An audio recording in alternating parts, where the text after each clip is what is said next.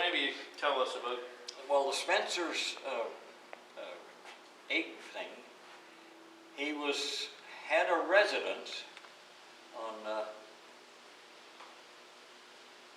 last street, that'd be Center Street, way up at the far end of Center Street, before you went down Scott's Laneway, one of the bigger houses right in the corner. That was known as the Spence thing, and he had a killing plant and egg grading and all that stuff in there.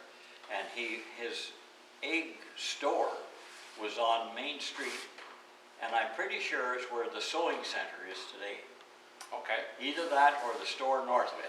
Yeah. Because that was a separate identity, but now it is hooked up with what they call Kreiz's Bakery at that time. Okay. And that's where Spence, and he had a route out through the townships collecting eggs.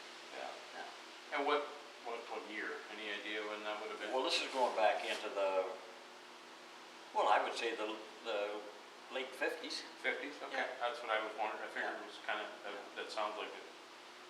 Yeah, but there was more than just Spences, wasn't there? Oh yeah, there was one across the street. Across the street in where, who's in there now? Well, it'd be south of the hair place. Okay. There's a kind of a double store. Yep. Jack Thompson had a shoe repair on the left side, and this Ike Hudson had the egg thing on the left side. Okay. Or no, I got that backwards. He was on the right, and okay. Thompson was on the left. So that'd be right across the street then. Pretty near across the street. Yeah. Yeah. You watch your competition right across the street. Yeah. But all Hudson done was eggs. But this guy, he had a killing thing after this, to where he killed chickens and dressed them and this type of stuff. Yeah. So that's the only, and then later on, the egg thing went down to where Rona is today, by the co-op.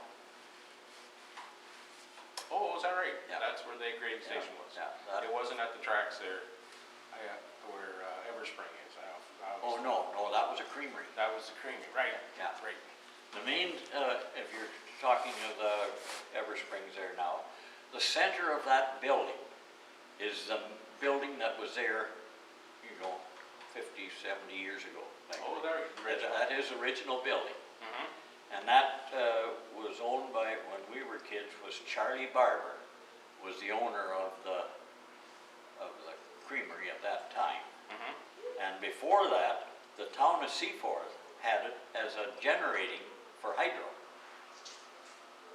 So how did they generate there? Well, they're coal-fired. Oh, coal-fired generator. Coal-fired okay, with a generator. Yeah. And, I guess back then it was a glorified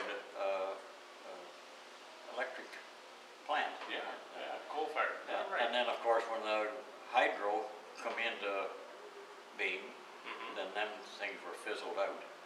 And then it was opened up as a creamery. And then later on, the Barber built a coal storage on the south part of that building. And it's, as far as I know, is still there. Maybe they've made it into storage holes or offices. And the structure's still there. Yeah. Very good.